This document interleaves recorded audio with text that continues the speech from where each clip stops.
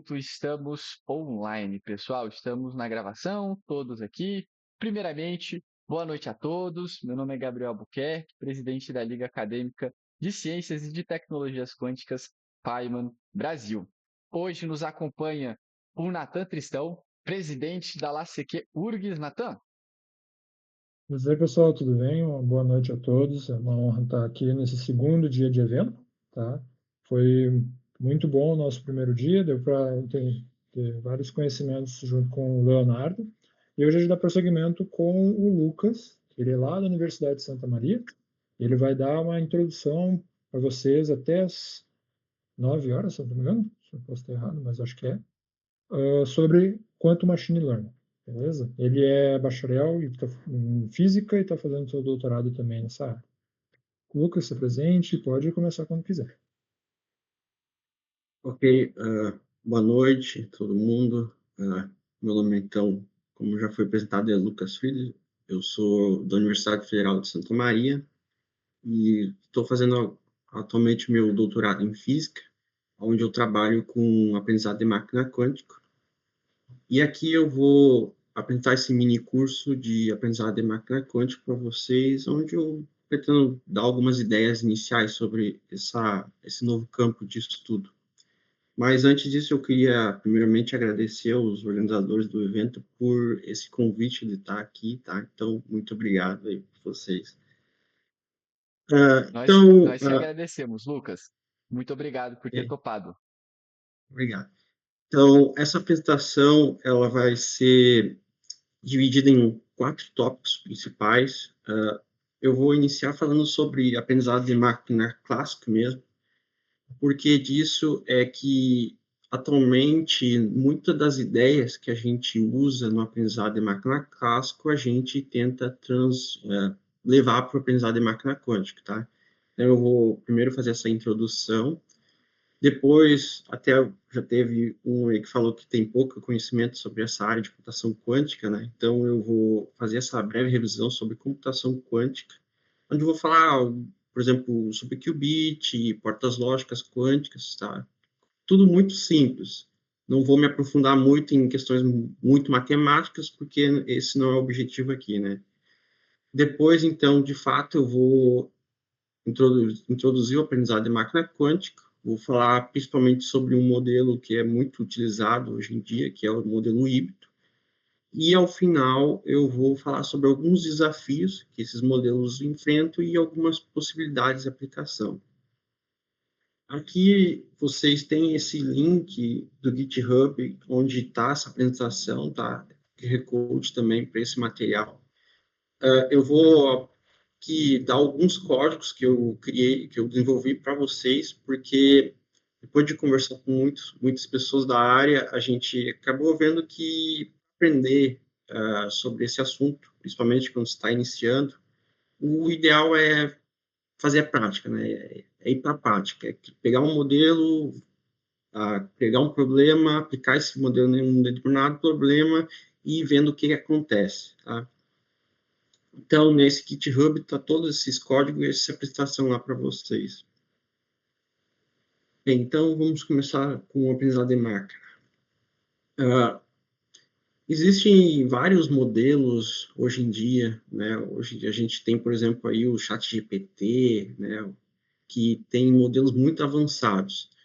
Só que, para essa apresentação, o objetivo, como é ser o mais simples e didático possível, eu vou aqui falar sobre as redes neurais, né, que foi um dos primeiros modelos criados e é o mais simples para aprender. Então, uma rede neural, ela é um modelo computacional cujo objetivo é tentar simular o funcionamento do nosso cérebro, né?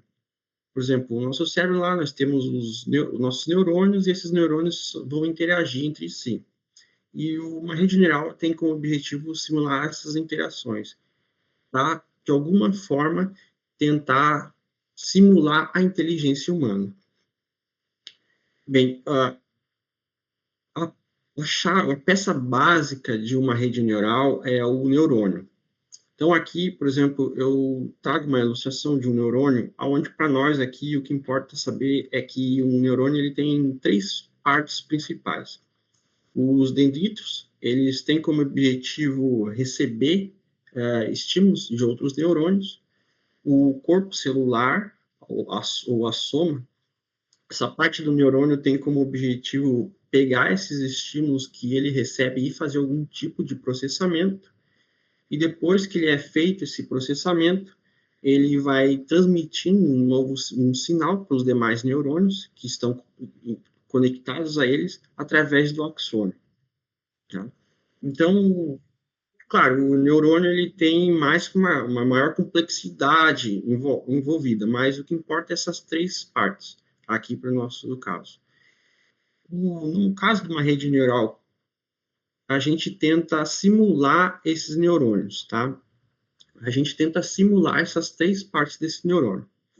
Então, como que a gente faz isso? A gente tem um modelo matemático computacional que simula esse neurônio, ilustrado aqui nessa figura. Aqui, esses valores x1, x2, x3 até xn, ele representa essas entradas que o nosso neurônio vai receber, tá? Essas entradas podem ser tanto, por exemplo, saídas de outros neurônios, ou pode ser uma entrada como uma imagem, um texto. Essas entradas, então, elas vão ser passadas para o núcleo desse neurônio, né? Esse nosso modelo, que ele vai fazer um processamento. Esse processamento, basicamente, ele é uma soma ponderada dessas entradas, onde ele vai ser ponderada por esses parâmetros aqui. Após isso, ele vai pegar esse processamento e vai aplicar numa função de ativação, tá? Essa função de ativação, ela tem como objetivo aplicar não linearidade ao nosso modelo. Isso permite que ele obtenha, por exemplo, relações mais complexas entre dados de entrada e dados de saída. Existem várias funções de ativação que a gente pode usar. Aqui eu trouxe 3 exemplos, tá? Nós temos a ReLU, onde o comportamento aqui é dado por esse gráfico aqui, ó, onde a gente pode ver que para valores de entrada menor que 0, essa função ela vai zerar essas entradas, tá? E para funções maiores ela vai manter esse valor. Outra função que foi muito usada, principalmente lá no início da aprendizado de máquina, é a função sigmoide, onde é representado aqui por este gráfico aqui. Hoje em dia, por exemplo, para modelos grandes modelos, essa sigmoide ela não é usada, porque ela tem alguns problemas, tá? E outra função também que era muito usada, ainda se é usada, é a tangente, que é representada aqui por esse gráfico. É muito parecido com a sigmoide. E também ela tem o mesmo problema da sigmoide, que é o seguinte: com valores muito grandes, de entrada muito grande aqui, ó, ou muito pequena, essa função ela vai se tornar constante.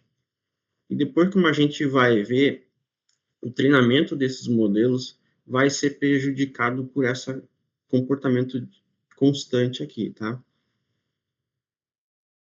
Bem, então, nós temos esse neurônio, tá? E uma rede neural completa, ela é composta por vários desses neurônios, tá? Onde eles são divididos em 3 tipos de camadas, tá? Eles são, como ilustrado aqui nessa figura, eles são dispostos aqui em camadas, tá? Onde nós temos aqui, primeiro, uma camada de entrada. Essa camada de entrada, ela tem como objetivo receber alguma entrada que a gente vai passar para o nosso modelo, por exemplo, uma imagem, tá?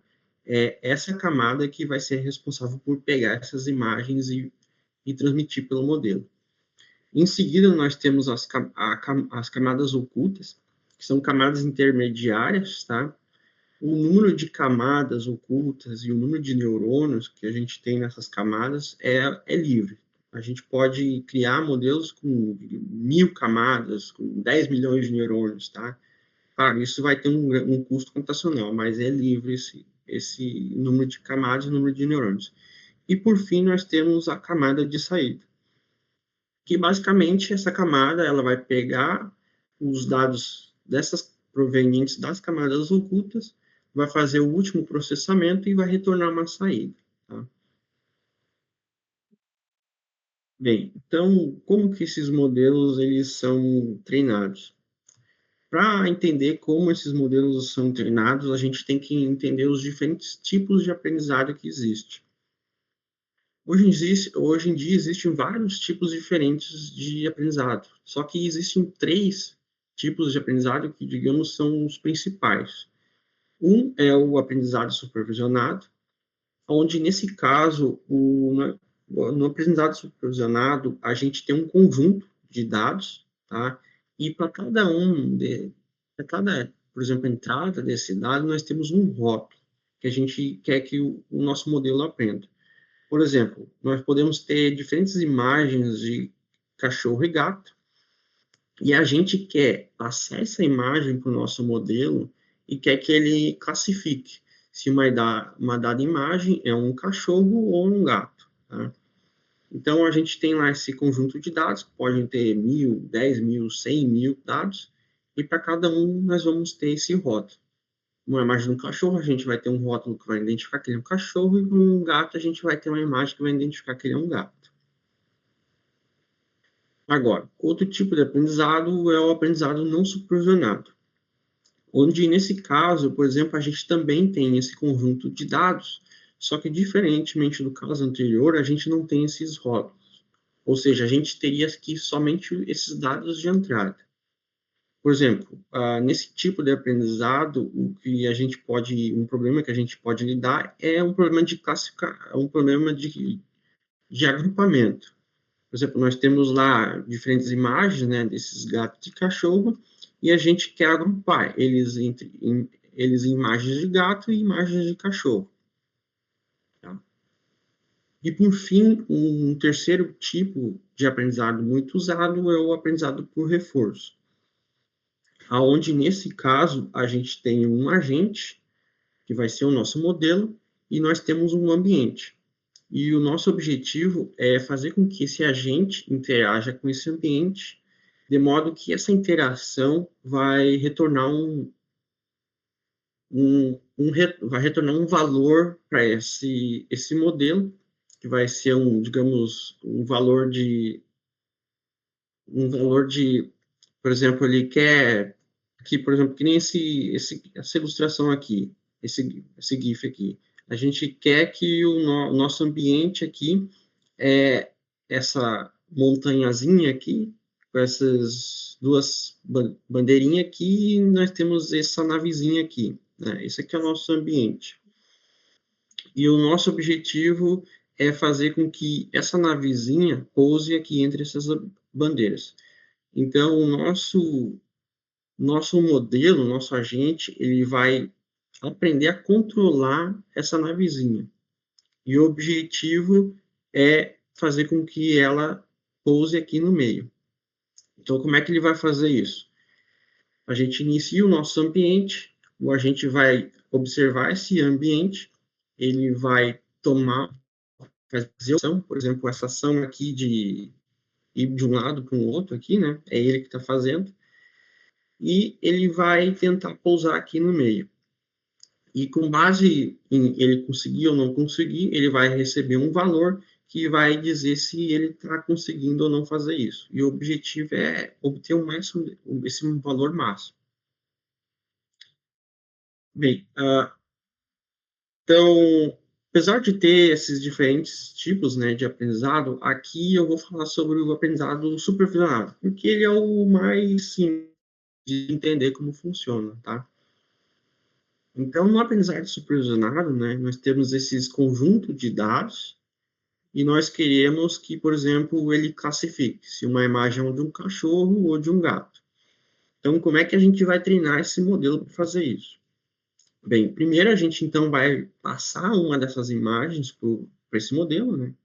Ele vai processar através dessas camadas de entrada, oculta e saída, e vai retornar um rótulo, né? Por exemplo, aqui nessa ilustração aqui ele está falando, ó, é um cachorro. Só que ele pode falar que é um gato, né? E o nosso objetivo é que ele aprenda a falar que é um cachorro, independente do tipo de cachorro que a gente entra para esse modelo. Então, como é que a gente faz isso? A gente pega essa imagem, né, desse cachorro, entra para o nosso modelo e ele vai retornar, por exemplo, este rótulo, né?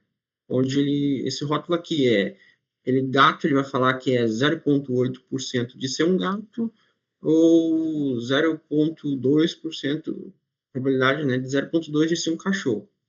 Só que o que a gente quer, nesse caso, como a gente sabe aqui que é um cachorro, a gente quer que ele retorne 0 para gato e 1 para cachorro. Então, por que tem essa diferença aqui, né? Ele está retornando 0,8 para gato e 0,2 para cachorro, enquanto deveria ser 0 ou 1. Bem, isso é devido ao fato de que esse modelo ele tem esses parâmetros, né? Que são aqueles parâmetros que ponderam a entrada lá que eu falei. Só que o que acontece? Quando a gente cria ele, lá no início, esses parâmetros são gerados de forma aleatória. Então, isso causa esse erro, né? Que ele está falando aqui que essa imagem, por exemplo, é um gato, só que é um cachorro, né? Então, essa diferença entre o que ele está prevendo e o que ele deveria prever induz o que a gente chama de função de custo, onde essa função de custo ela é uma função que vai quantificar a diferença entre o que o modelo está prevendo, né? Nesse caso aqui, 0,8 para gato e 0,2 para cachorro, e o que a gente gostaria que ele prevesse, 0 para gato e 1 para cachorro. E ele vai quantificar essa diferença. Tá? Existem atualmente várias funções de custo, e a escolha dessa função vai depender do tipo de problema que a gente vai lidar. Por exemplo, um problema de regressão. Digamos, eu quero um modelo para fazer previsão de como as ações vão, de uma determinada empresa, vão flutuar ao longo do tempo. Esse é um tipo de problema de regressão. Então, para esse problema, uma função de custo muito usada é a R quadrado médio, né? Onde ele vai tomar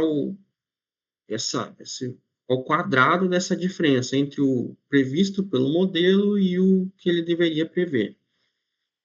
Problemas de classificação, como é esse caso que eu estou falando para vocês, uma função de custo muito usada é a entropia cruzada, tá? Que é definida aqui por essa expressão. Aqui eu não vou entrar muito em detalhes sobre essa questão de como escolher em detalhes sobre essa função de custo em particular, porque, como eu disse, uma forma boa de usar esse modelo plástica, né?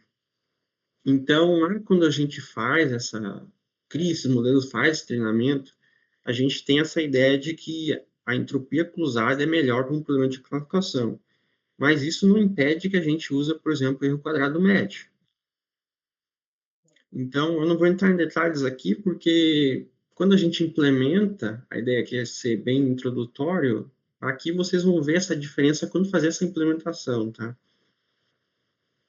Então, definida essa função de custo que vai quantificar essa diferença, né, entre o que o modelo está prevendo e o que a gente deseja que ele prevê, o nosso objetivo no treinamento, usando o aprendizado supervisionado, vai ser minimizar essa função de custo, tá? De modo que, quando ela for o mínimo valor, isso significa que o modelo está prevendo é muito próximo ao que ele deveria, de fato, prever, que é o rótulo que a gente quer que ele aprenda. Bem, então, como que a gente faz essa minimização? Em geral, essa minimização ela é baseado na regra do gradiente descendente, tá? Onde a gente usa o gradiente dessa função de custo para otimizar os parâmetros desse modelo. Tá? A ideia, aqui eu trago essa ilustração aqui para tentar mostrar, aqui simplesmente apresentar a ideia do que a regra do gradiente descendente faz, é o seguinte: quando a gente introduz essa função de custo, essa função de custo ela vai ter uma paisagem, né, um comportamento. Por exemplo, aqui um exemplo simples de uma função de custo em relação a x. E essa função de custo ela vai ter, por exemplo, um mínimo global, né, que vai ser quando de fato o modelo está aprendendo o rótulo que ele deve aprender, né, e o nosso objetivo com esse gradiente descendente é justamente percorrer essa paisagem da função de custo de modo a encontrar esse mínimo global, tá? Um ponto aqui na regra do gradiente descendente é que ele depende desse parâmetro eta aqui, tá? Esse parâmetro eta, ele é chamado de taxa de aprendizagem e ele é usado para controlar o quanto a gente vai o passo que a gente vai dar quando a gente caminha aqui por essa função de custo.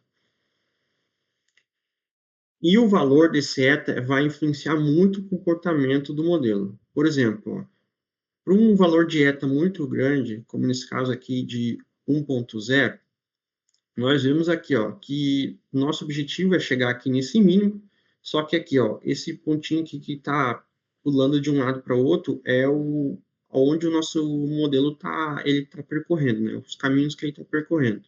Nosso objetivo seria fazer com que esse ponto chegasse aqui nesse mínimo.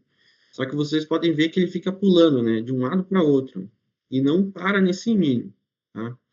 Por que isso? Porque esse valor de eta é muito grande. Só que a gente pode diminuir esse valor de eta, 0.01. Já vê que ele vai tendo um passo menor, e ele vai conseguindo convergir para esse mínimo global. Só que a gente pode diminuir mais ainda esse eta, 0.01. 0.001. Veja que ele está percorrendo aqui essa função de custo, ó. Ele está indo para esse mínimo, só que ele está muito lento, está fazendo isso, né? Por que isso? Porque esse valor de eta muito pequeno faz que esse passo que ele dá seja muito pequeno. E isso faz com que a gente precise de mais tempo para fazer ele convergir para esse mínimo, tá? Então, a escolha de seta é essencial para a convergência do nosso modelo. Outra questão é que, quando a gente, como eu falei, a gente inicia o nosso modelo, né? E esses parâmetros que a gente vai ter que treinar, eles são inicialmente gerados de forma aleatória. Então, no momento, tu pode iniciar ele, e ele gerar um certo conjunto de parâmetros, e a gente vai estar num determinado ponto dessa função de custo. Por exemplo, como nos casos anteriores, nós iniciávamos nessa região. Só que ele pode gerar outros parâmetros iniciais, né, que a gente tem que treinar, e ele vai estar em outra região da função de custo. E, por exemplo, como essa ilustração aqui mostra, quando eu faço essa mudança de inicialização de parâmetros e inicio em outro ponto da função de custo, o comportamento dele vai ser diferente. Por exemplo, o nosso objetivo, como eu falei, é chegar aqui nesse mínimo global. Só que vocês podem ver que o que está acontecendo, ó, é que ele está ficando preso nesse mínimo local. Por que isso? Porque ele iniciou nesse outro ponto diferente da função de custo. Porque esses parâmetros do modelo, eles foram iniciados de forma diferente, tá? Então, essa inicialização dos parâmetros também influencia o comportamento do modelo. E aqui eu falei sobre o gradiente descendente, só que existem várias outras técnicas de otimização, né, que são usadas para fazer esse treinamento. Essa é uma área de estudo ainda em aberto, com todo dia novos métodos sendo propostos. E aqui eu trago, por exemplo, nessa ilustração aqui, o comportamento para o método de otimização conhecido como ADA, que ele é muito usado no treinamento desses modelos. De forma bem resumida, a diferença do ADA para o gradiente descendente é que no gradiente descendente nós temos aquele parâmetro eta que a gente tem que definir, né? E esse parâmetro ele vai se manter durante todo o treinamento. Tá? Então, eu inicio lá meu treinamento no meu modelo com, digamos, eta igual a 0.1. Tá? Quando eu terminar meu treinamento, esse valor de eta vai ainda ser 0,1. No ADAM, eu também vou ter que definir esse eta, essa taxa de aprendizado lá no início, só que durante esse treinamento, esse eta, ele pode ser interpretado no ADAM como se ele estivesse aprendendo. Ou seja, digamos, eu inicio o meu valor eta com 0,1, né? Só que eu vou fazendo o treinamento e quando eu termino, ele, por exemplo, pode ser um valor diferente, pode ser 0,001, né? Por quê? Porque o ADAM ele vai aprendendo esse eta ao longo desse treinamento. Então, aqui, de forma resumida, nós temos esses diferentes modelos de aprendizado em máquina e a rede neural é um deles, onde esse modelo ele tenta simular o funcionamento do nosso cérebro, né? Modelando os neurônios do nosso cérebro. E esse modelo ele é construído usando vários neurônios, onde eles são dispostos nessas 3 tipos de camadas, né? Camada de entrada, camadas ocultas e camada de saída. E essas entradas que esses neurônios vão receber, eles vão ser ponderados por esses parâmetros que inicialmente são gerados aleatoriamente. E devido a isso, por exemplo, quando a gente usa o aprendizado supervisionado, onde a gente quer treinar o nosso modelo usando esses dados rotulados, devido a essa inicialização inicial dos parâmetros de forma aleatória, esse modelo vai ter ele vai fazer essas previsões erradas, né? Então, a gente vai tentar minimizar essa função de custo para tentar achar os parâmetros ótimos, né? De modo a fazer com que o modelo receba uma entrada e preveja o rótulo correto. Então, para isso, a gente vai usar o gradiente dessa função de custo para otimizar esses parâmetros.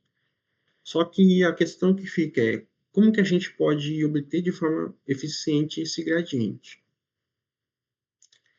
Bem, isso é feito usando o algoritmo do backpropagation, onde esse algoritmo ele pode ser visto ele funciona da seguinte forma. Então, nós temos uma entrada, né, aqui, por exemplo, x, e essa entrada vai ser passada por essas camadas no nosso modelo, né? De modo que lá no final ele vai fazer uma previsão. A gente vai usar essa previsão e vai calcular essa função de custo. Tá? Então, a gente pega esses dados, passa para o modelo, obtém a saída e calcula a função de custo. Isso é uma etapa do backpropagation. Em seguida, a gente pega e calcula as derivadas dessa função de custo em relação a cada um desses parâmetros dessas camadas aqui. Por exemplo, a gente vai derivar essa função de custo em relação ao parâmetro θn, né, em relação a esse parâmetro da última camada, ou essa nossa última camada do modelo. Eu não sei se vocês têm conhecimento sobre derivada, né, mas derivada, assim, muito resumidamente, ela, nesse caso aqui, ela pode ser vista como ela é feita para calcular o quanto que uma variação infinitesimal nesse parâmetro aqui vai afetar esse resultado, tá? Então, daí aqui eu trago um pouquinho aqui, talvez para quem não sabe, parece um pouco feia essa equação aqui, mas basicamente o que ela está fazendo é isso, ela está vendo como uma pequena variação em cada um desses parâmetros aqui vai afetar essa saída, tá? Então, a gente faz, depois que calcula essa derivada para esse parâmetro, a gente vai calculando para os próximos parâmetros dessas camadas do nosso modelo. Tá? Então, no final, o backpropagation ele vai funcionar dessa seguinte forma. A gente vai entrar com os dados de entrada, vai passar para o modelo, ele vai fazer o processamento ao longo dessas camadas e vai retornar uma saída. Isso é uma primeira etapa. Depois, na segunda etapa, a gente vai pegar essa saída e a função de custo e vai calcular as derivadas, o gradiente aqui em relação a cada uma dessas camadas, começando aqui pela última camada e indo até a primeira. Então, a gente tem isso. A gente inicia os dados, vai passando pelas camadas e depois retorna a partir da última camada até a primeira camada, calculando esses gradientes. Mas e agora? Ali eu mostrei que nós fazemos as expressões analíticas para essas derivadas, né? A gente vai perguntar, vamos ter que fazer isso com cada um dos parâmetros do modelo? Imagina se a gente tem lá um modelo com 1 milhão de parâmetros, vamos ter que fazer para 1 milhão de parâmetros? Bem, não, a gente não precisa fazer isso, tá? Existem bibliotecas, tá? Como eu trago aqui 3 exemplos de bibliotecas, Keras, PyTorch, TensorFlow, que são bibliotecas que fazem isso automaticamente.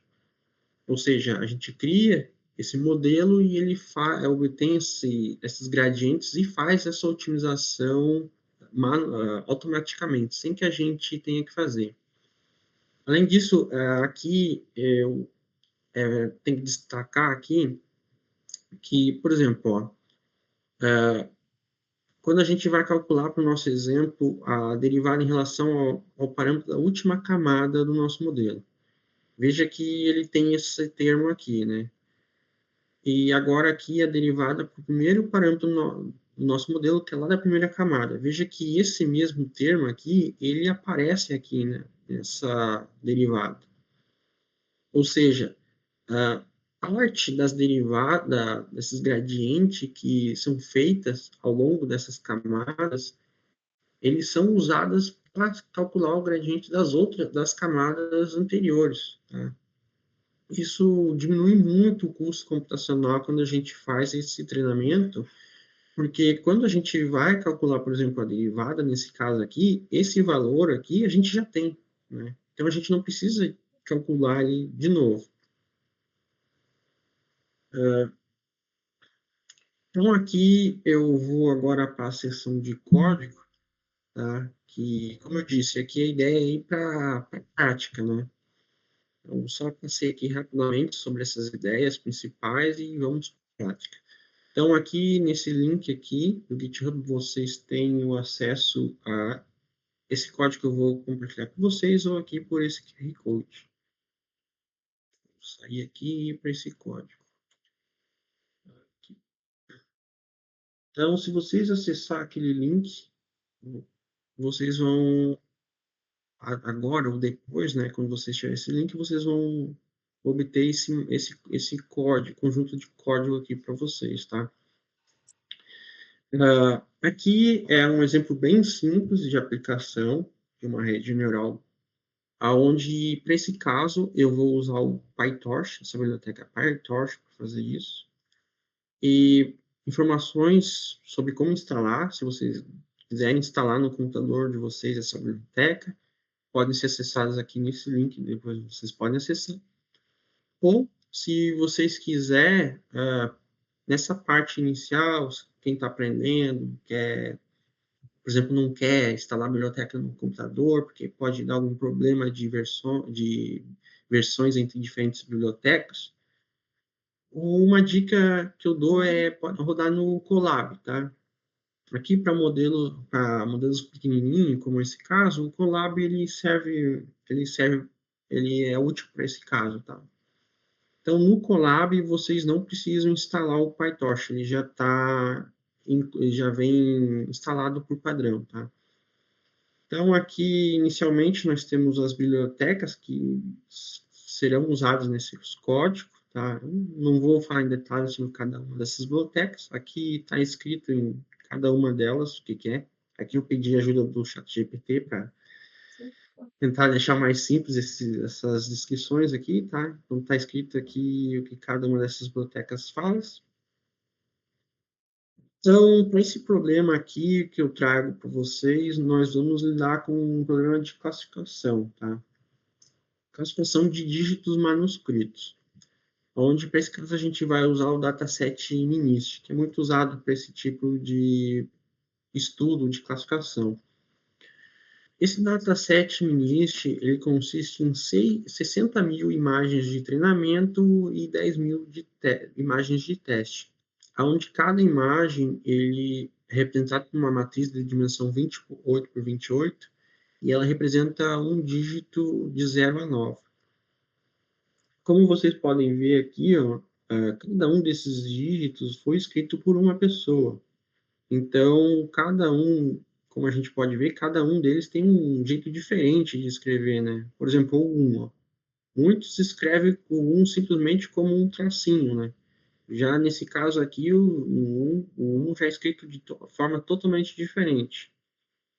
Uma coisa que poderia ser feita aqui, voltando um pouco da história, do desenvolvimento desses modelos, alguém poderia falar, tá, mas eu não posso falar, por exemplo, como que um dígito 1 é, por exemplo.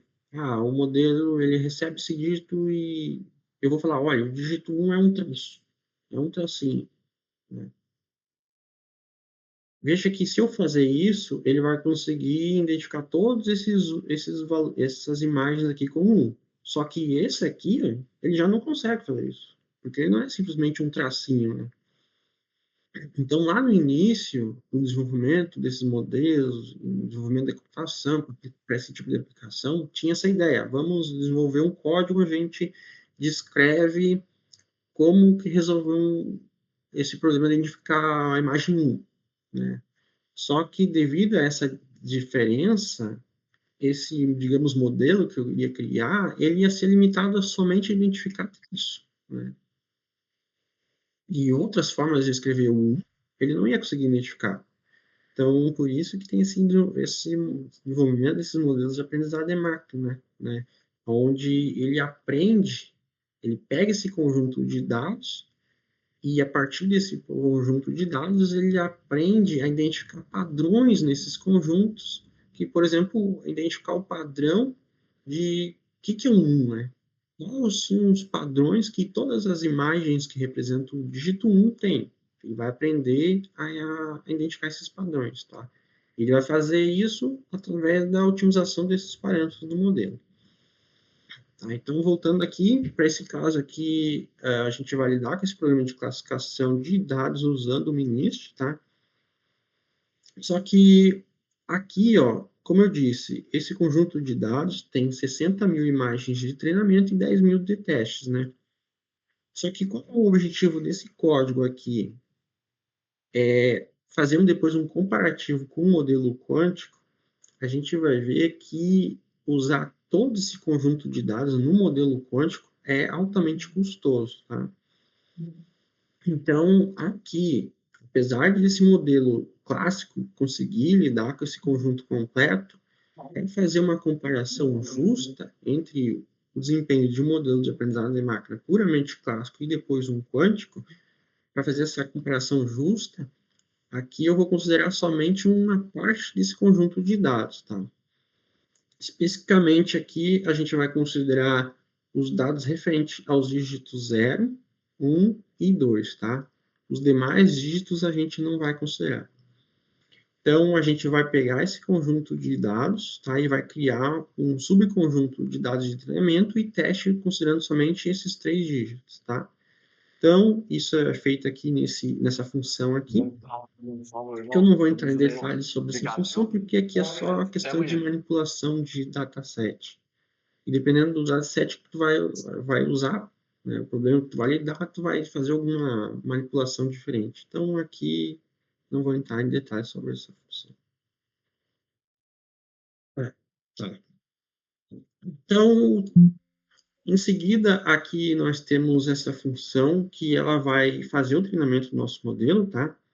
Ela vai receber o nosso modelo, vai receber os dados de treinamento, os dados de teste. Aqui ela vai receber esse hiperparâmetro aqui, tá? Que é o número de épocas que a gente vai usar para o treinamento, a taxa de aprendizagem e aqui esse outro hiperparâmetro aqui, né? Esse hiperparâmetro aqui ele está indicando se eu quero usar rodar meu modelo na CPU ou na GPU, tá?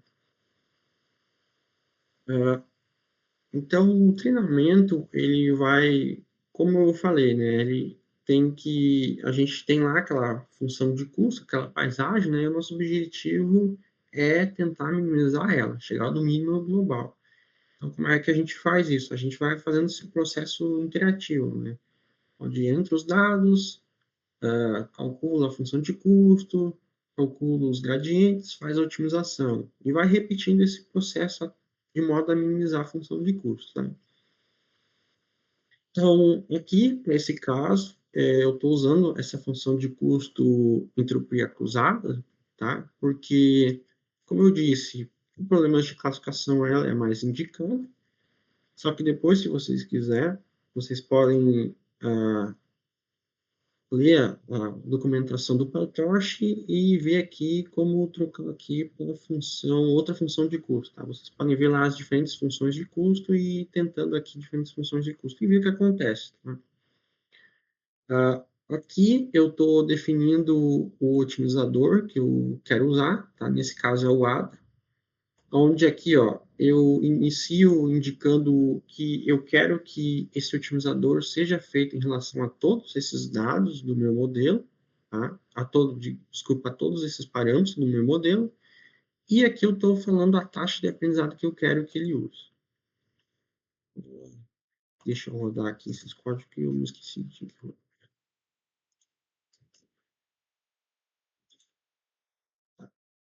Em seguida, nós temos aqui o primeiro loop, tá? Esse loop, ele é o loop das épocas, né, tá? Que vai passando as épocas, que vai ser feito esse treinamento, aonde dentro desse loop nós temos um segundo loop, onde ele vai percorrer o dataset, né, os dados de treinamento, e vai pegar esses dados e vai passar para o modelo. E esse modelo ele vai fazer uma previsão, que aqui é descrita aqui por essa variável aqui. Ele vai pegar essa previsão do modelo, vai pegar o rótulo aqui que ele deveria aprender e vai calcular a função de custo aqui, usando a previsão, né, dadas essas imagens e dados os rótulos que ele deve aprender. Aqui no PyTorch ele tem uma particularidade que é o seguinte: quando a gente faz o treinamento, a primeira coisa que a gente tem que fazer é iniciar com essa linha de comando aqui. Essa linha de comando ela serve para zerar todos os gradientes, porque como o PyTorch ele armazena esses gradientes, né, na sua memória. Então, para não ter problema de, por exemplo, uma época posterior, por exemplo, a gente inicia uma época, calcula o gradiente, ele vai armazenar esses gradientes, né? Daí a gente vai para a próxima época, vai de novo calcular os gradientes. E não tem nenhum problema de ele levar os gradientes da época anterior para essa nova época, a gente inicia zerando esses gradientes, tá? Em seguida, aqui nesta segunda linha de comando aqui, a gente está falando para ele calcular esses gradientes, tá? Então, ele vai fazer automaticamente aquele processo de calcular os gradientes de cada uma das camadas no nosso modelo, tá? E, por fim, nessa terceira linha, a gente está aqui falando para ele pega esses gradientes e otimiza os parâmetros usando o otimizador ADA, tá? Aqui, nessas próximas linhas aqui de código, é simplesmente para fazer, para somar os valores das funções de custo e acurácia, tá? Então, eu vou entrar em detalhes aqui. Então, cada época, então a gente treina o nosso modelo e a gente depois avalia, né, nos dados de teste. Por que isso? Porque a gente quer treinar o nosso modelo nesses dados de teste e depois quer avaliar ele em outros dados, né? Porque a gente não quer que ele aprenda somente a lidar com aqueles dados de treinamento. A gente quer que ele lide com outros dados, né? Então a gente usa esses dados de teste para avaliar se de fato o modelo está conseguindo pegar o que ele aprendeu nesses dados de treinamento e levar para outros dados que ele não viu durante esse treinamento, tá? Então, isso é feito aqui nessa função. Basicamente, o que essa função aqui faz, ela vai pegar esse modelo agora treinado, tá? Numa determinada época, vai pegar os dados de teste e vai avaliar a acurácia desse modelo em relação a esses dados de teste. A acurácia, ela é o seguinte, ela vai quantificar o quantas vezes o nosso modelo está acertando. Por exemplo, digamos que nós entramos com uma imagem de um dígito 0 e o modelo ele previu que aquele dígito é 1, né? Então, está errado, né? Previsão. Então, nesse caso, a acurácia é 0, tá? Ele não conseguiu prever. Só que, digamos, eu entro de novo com 0 e ele fala que é 0. Então, nesse caso, ele acertou. Então, a acurácia é mais 1. Então, a acurácia ela vai somar esse número de acertos e erros do modelo, tá? Aqui nessa função aqui é só para depois plotar o gráfico do comportamento dessa função de custo e acurácia ao longo dessas épocas, tá? Então, aqui também não vou entrar em detalhes, porque aqui não é o objetivo dessa apresentação. Vamos rodar de novo aqui. Tá. Agora, aqui, nós vamos, de fato, criar esse nosso primeiro modelo clássico, tá? Então, aqui a gente cria uma classe, tá? No PyTorch a gente tem que criar uma classe, tá? Eu chamo aqui de SimpleNet, tá? Que vai ser o nome do meu modelo. E aqui eu indico as camadas, as funções, tudo que o modelo ele vai ter que usar, eu tenho que definir aqui nessa primeira parte aqui, tá? Por exemplo, como aqui é um caso eu estou fazendo um caso muito simples, esse modelo ele vai ter aqui duas funções, tá? Que FC1 e FC2. Aonde aqui, ó, essa função aqui, ó, ela seria o que constrói essas camadas da minha rede neural, tá? Onde aqui eu inicio definindo esse hiperparâmetro aqui, que ele vai me dizer quantos neurônios tem na minha camada de entrada, tá? Como a gente está lidando com o Minish, onde cada entrada é representada por uma matriz de dimensão 28 por 28, aqui quando a gente lida com uma rede neural simples, a gente tem que transformar essa matriz em um vetor, tá? Então, esse vetor, ele vai ter 784 valores, tá? Que é 28 vezes 28. Então, essa camada de entrada vai ter 784 neurônios, porque cada um desses neurônios vai receber um valor desse vetor que representa essa nossa entrada, tá? Em seguida, eu defino as camadas ocultas aqui, né, onde eu tenho que usar esse valor aqui, ó, ele indica quantos neurônios a nossa camada oculta vai ter. Por exemplo, aqui é 128. Mas poderia ser outro valor, poderia ser 2, 4, 1000, 10.000. Então, eu uso esse valor aqui nessa função FC1 e FC2. E aqui no final, eu defino quantas classes o meu conjunto de dados tem. Nosso caso são 3, né? Dígito 0, 1 e 2. Por que são 3? 3, eu tenho que falar que essa classe é 3, né? Como está aqui. Porque ele indica quantos neurônios vai ter na última camada, a camada de saída do nosso modelo. E no caso do problemas de classificação que nós estamos vendo aqui, cada neurônio ele vai ser responsável por indicar um dos valores dos nossos dados. Por exemplo, vai ter um neurônio que vai indicar o dado 0.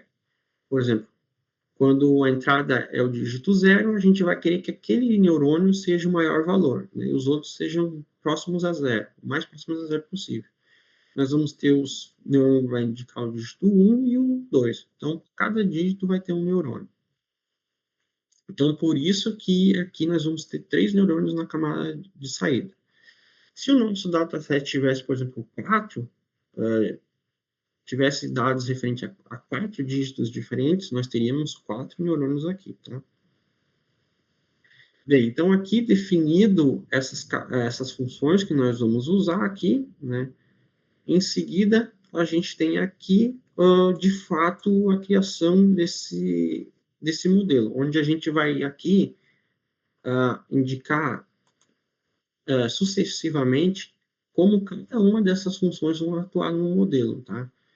Por exemplo, aqui, ó, eu estou falando que ele vai primeiro pegar a entrada, né, com esses dados de entrada representado por x, e vai passar aqui pela essa função FC1, né, que é essa camada aqui.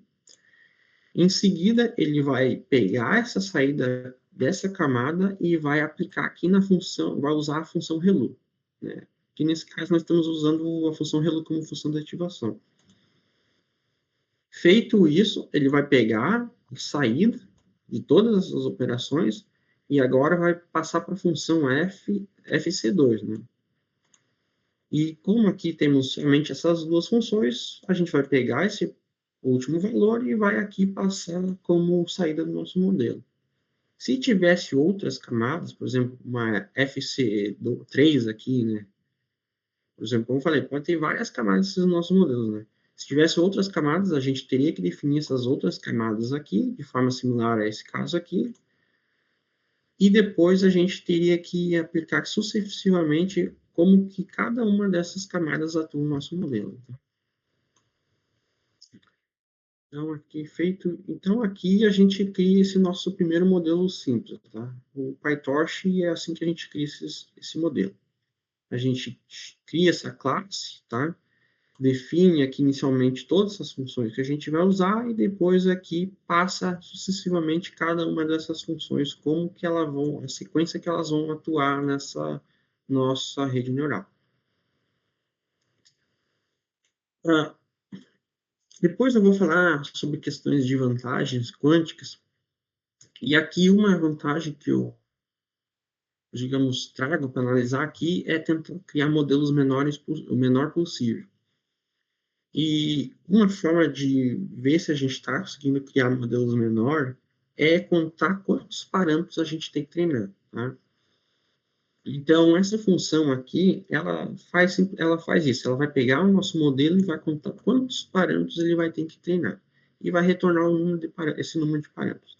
Então, aqui vamos só rodar, porque não vamos entrar em detalhes sobre isso.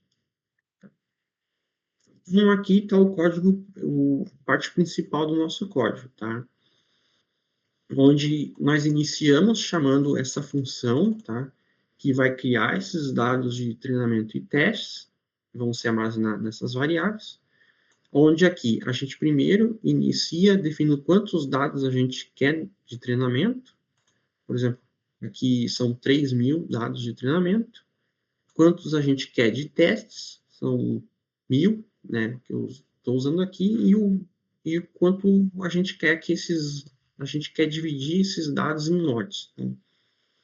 Uma coisa que eu não falei é que a gente tem esse conjunto completo de dados e a gente vai usar eles para treinar, tá?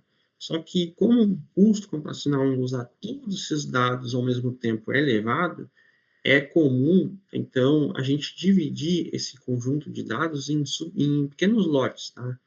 Onde cada um desses lotes vai ter um pequeno subconjunto desses dados. Então, essa variável aqui vai indicar quantos dados cada um desses subconjuntos vai ter. Tá? Por exemplo, aqui eu estou usando 64. Então, cada subconjunto vai ter 64 imagens. Tá? Em seguida, então, a gente chama a nossa classe, que cria o nosso modelo, né? Vamos instanciar ele aqui. Aqui, nessa linha de código aqui, é simplesmente contar o número de parâmetros que esse modelo vai ter. E aqui nós temos a chamada da função que vai fazer esse treinamento, tá? Ela vai receber esse modelo, vai receber os dados de treinamento e teste, o número de épocas, taxa de aprendizado. E aqui, ó, essa linha de código aqui, ele vai avaliar se o meu dispositivo ele tem uma GPU ou não, tá? A GPU, para quem não sabe, ela é um dispositivo onde ela tem vários cores dentro, né? E devido a ter vários cores dentro, ele consegue processar, fazer contas de forma paralela. Por exemplo, digamos que eu tenha que somar dois valores, né, que são independentes um do outro. Numa CPU, essas duas somas têm que ser feitas sequencialmente, né? Então, para mim, eu tenho que fazer uma soma e depois a outra. Só que se elas são independentes, eu poderia fazer elas ao mesmo tempo, né? A GPU, ela faz isso, ela faz essas duas operações ao mesmo tempo, separadamente, porque elas são independentes. Então, o desenvolvimento desses modelos, como eles lidam muito com operações algébricas que são linearmente independentes, a gente usa essas GPU para acelerar esse processo de somas e treinamento, tá? Aqui, ó, eu estou usando somente 10 épocas, porque depois eu quero usar o mesmo número de épocas para o caso quântico, e lá é um pouco demorado para fazer isso, tá? Então, aqui eu vou usar somente 10 épocas. Mas depois, se vocês quiserem, vocês podem aumentar esse número de épocas e ver o que acontece. Então, vamos rodar o nosso código e vamos ver o que acontece. Primeiramente, então, ele está baixando os dados de treinamento e testes, e agora aqui está fazendo o treinamento. Veja que aqui, ó, o nosso modelo, ó, ele tem 100.864 parâmetros que ele deve treinar, tá? Esse valor, ele é um pouquinho alto, mas é claro, se a gente comparar com modelos atuais, por exemplo, modelos de processamento de linguagem natural, os LLM, são bilhões de parâmetros, né? Então, isso aqui é poucos parâmetros, tá? Mas depois ele é bom, ele vai ser útil para fazer a comparação com o modelo quântico. Então, aqui feito o treinamento, nós temos aqui, então, o comportamento da função de custo ao longo desse treinamento e o comportamento da acurácia. Veja aqui, ó, que o treinamento, a função de custo iniciou em torno de 0,3 e rapidamente, né, para 2 épocas, ele já foi para próximo a 0,05. E em seguida, ele foi diminuindo mais lentamente, tá? E chegou a um valor aqui, ó, que está próximo ao zero, né, que seria o ideal, mas não é zero. Então, aqui a gente poderia, por exemplo, usar mais épocas para tentar chegar a zero, né? E aqui tem o comportamento da acurácia. Veja que, nesse caso, ó, a acurácia ficou oscilando, né? Ela, por exemplo, iniciou com 98,5% de acerto, depois baixou para 98,3%, subiu para 98,8% e ficou oscilando, tá? Só que vamos rodar de novo, né, nesse modelo. Vocês estão rodando, né? Vamos rodar de novo esse modelo, para ver o que acontece agora com a função de custo e acurácia. Bem, agora que eu estou rodando de novo, o que eu estou fazendo? Eu estou chamando de novo, instanciando essa rede neural. Né? Só que o que acontece? Agora ela vai iniciar com outros parâmetros, né? Então, o que pode acontecer lá, como a gente viu, o comportamento do modelo pode ser afetado por essa inicialização dos parâmetros de forma diferente, né? Então, vamos ver o que aconteceu. E, ó, de novo, função de custo. Começou em próximo a 0,3, diminuiu próximo a 0,05 e foi diminuindo lentamente próximo a zero. Função de custo quase não teve diferença, né? Mas a acurácia, a gente pode ver que agora teve uma grande diferença, né? Ela iniciou entre 97% e 97,25% de acerto e foi subindo. E passou de 93% de acerto. Isso simplesmente porque agora o modelo ele iniciou com outros parâmetros. Tá? Eu posso aqui de novo, rodar de novo esse código e ver o que acontece. Ó, de novo, função de custo, teve o mesmo comportamento. A acurácia, ó, começou agora em 98,4%, subiu até 99%, mas ficou oscilando de novo, né? De novo, tudo porque os parâmetros foram iniciados de forma diferente. Tá? Bem, aqui ó, esse código vai estar disponível para vocês. Tá? Então, dicas que eu dou aqui para quem está aprendendo e quer entender como esses modelos funcionam. Como eu falei, é mão na massa, né? Pegar e rodar eles e ver o que acontece. Então, o que pode ser feito aqui de diferente? Vocês podem mudar aqui o número de dados de treinamento, né? Por exemplo, usar menos dados ou usar ou mais dados, mudar a quantidade de dados que vai ter nesses sublotes, podem mudar aqui o número de épocas, tá? Que vão usar para treinamento, podem mudar também taxa de aprendizado, podem usar um valor maior, um valor menor, tá? E daí, conforme vocês vão fazendo essas mudanças e vão vendo como ele se comporta, vocês tendo, vão adquirindo essa intuição de como que para aquele determinado problema aquele modelo se comporta. Pode parecer um pouco besta fazer isso agora, né? Mas, por exemplo, eu trabalho muito com isso, eu faço direto isso, né? Muito do desenvolvimento desses modelos é isso, é tentar escolher esses hiperparâmetros de um modo apropriado a obter o melhor desempenho do modelo, tá? Então, fazer isso, além de dar essa intuição, ele é útil porque a gente faz seguidamente isso, né? Vou voltar para a apresentação aqui, vamos agora para a segunda. Então, Falando rapidamente, Lucas, são mais uns 30 minutos, tá? Então, se quiser, a gente botou o horário até 8h30, claro, pode se estender um pouco mais para quem puder ficar. E também para perguntas, depois eu tenho até uma pergunta para ti, se você posso fazer agora, deixar para o final. Pode agora. Podem fazer as perguntas ao longo. Uma pergunta que até já ouvi de outras pessoas dizer, se tem alguma referência bibliográfica, além do que tu está disponibilizando para nós aqui, se tem mais algum livro, algum vídeo, alguma playlist, tu indica para aprender mais sobre computação quântica, QML? Tem uns livros que eu usei há um tempo, agora eu não me lembro o nome. Eu posso procurar e depois passar para vocês. Pode ser? Claro, claro, perfeito. Então tá. Então vamos aqui brevemente para a revisão de computação quântica com qubits. Então,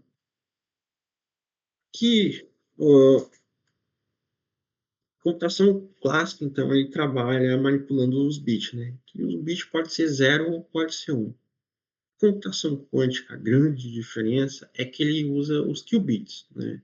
São sistemas quânticos que também vão representar informação, só que essas informações também podem ser 0 ou 1, só que ao contrário do clássico, que pode ser somente 0 ou 1, ele pode estar numa superposição de 0 e 1. Tá? E por mais que possa parecer simples essa superposição, isso, digamos, é extremamente, digamos, o potencial dessa superposição de realizar a computação, poder resolver problemas computacionalmente difíceis simplesmente por essa superposição é tremenda, tá? Por mais simples que possa ser essa diferença.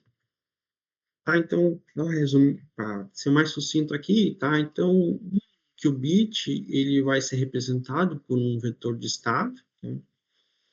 Que, de forma geral, ele é descrito por essa expressão aqui, né? Que é uma superposição dos estados 0 e 1, e ele depende de um valor alfa 0 e alfa 1. Então, esses valores são números complexos e, devido a algumas propriedades da mecânica quântica, esse estado ele tem que ser normalizado, tá? Essa regra, essa igualdade aqui tem que ser obedecida. Então, a computação quântica, ela é que nem a computação clássica. Na computação clássica, a gente tem os bits e a gente usa portas lógicas para manipular esses bits. Na computação quântica, a gente vai ter os qubits e vai ter as portas lógicas que vamos usar para manipular esses qubits, tá?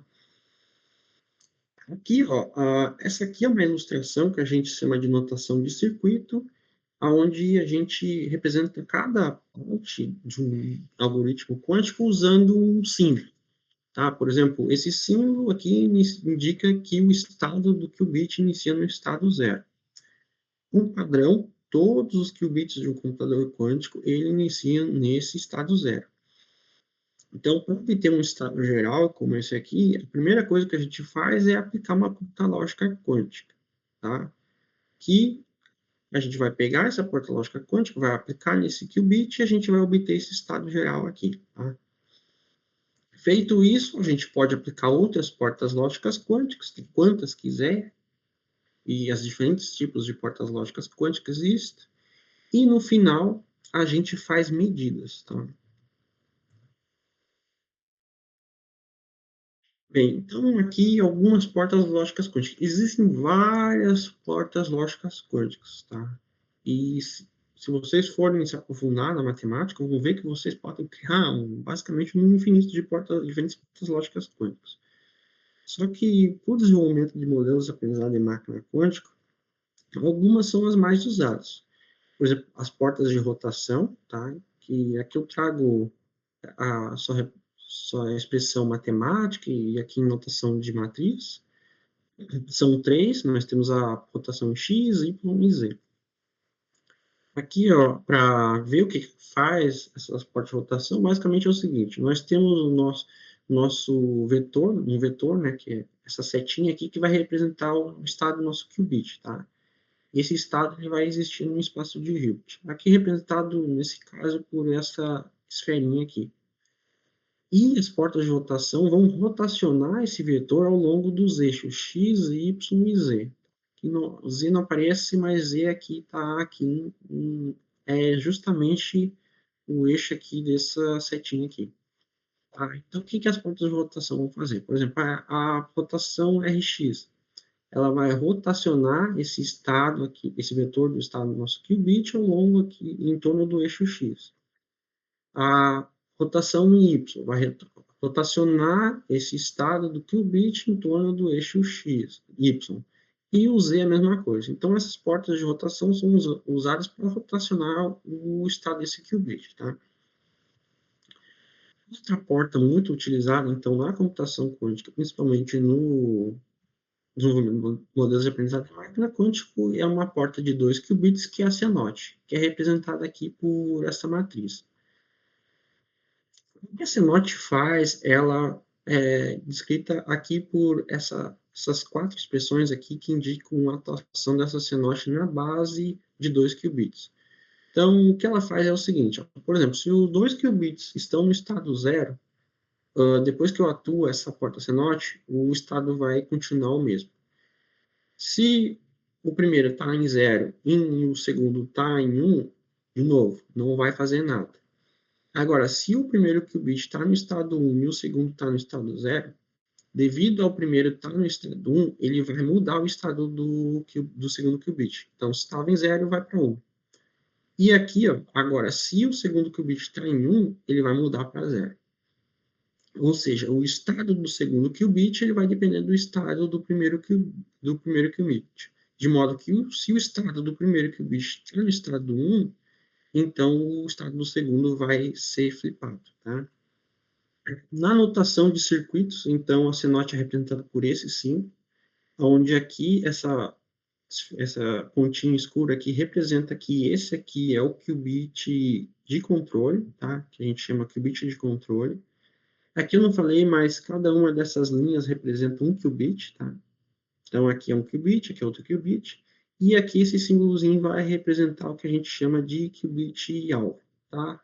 Que é esse segundo estado aqui. E aqui nós temos as representações das portas de rotação x, y e z. Tá? Bem, então, agora, tendo o nosso estado, a gente faz medidas, né?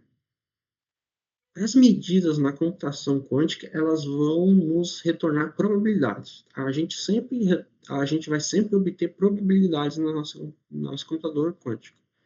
Que a probabilidade, então, sem entrar em detalhes aqui, só para vocês saberem, tá? Ela é representada aqui por essa expressão matemática. Ou, de um caso mais geral, a gente pode, uma vez de obter uma probabilidade, a gente pode obter o valor médio de um observável, tá? Representado por O aqui. O que parece, mas você acabou de falar que a gente só obtém probabilidade, mas aqui a gente vai obter o valor médio. A gente vai obter valor médio, mas isso aqui também, no final, por exemplo, quando a gente usa uma biblioteca para criar um algoritmo quântico, o que ele vai fazer é reescrever esse valor médio de modo que também, no final, ele vai retornar uma probabilidade. Só que essa probabilidade vai ser exatamente esse valor médio, tá? Então, vamos aqui, rapidamente, né? Falando sobre o que é essa computação quântica, que usa qubits e representa a informação em qubits e manipula usando portas lógicas quânticas. E no final a gente faz medidas que retornam probabilidades. Então, agora vamos falar sobre aprendizado de máquina quântica. Então, existem vários modelos de aprendizado de máquina quântica que estão sendo desenvolvidos ao longo do tempo, só que um particularmente útil, principalmente agora, na chamada era NISQ, que é a era em que os computadores quânticos têm poucos qubits e esses qubits ainda são afetados por erro. Um modelo muito promissor é o modelo híbrido, esses modelos híbridos. Tá? E o objetivo de todos esses modelos é justamente obter essa chamada vantagem quântica, que é quando ainda não se tem, digamos, estabelecido o que é essa vantagem quântica. Né? Por exemplo, que nem eu mostrei no código anterior, tem aquele contagem de parâmetros. Tá? Por que isso? Porque quanto menor se eu tenho um modelo que obtém uma acurácia boa, com poucos parâmetros em comparação ao outro modelo, isso poderia ser considerado uma vantagem, tá?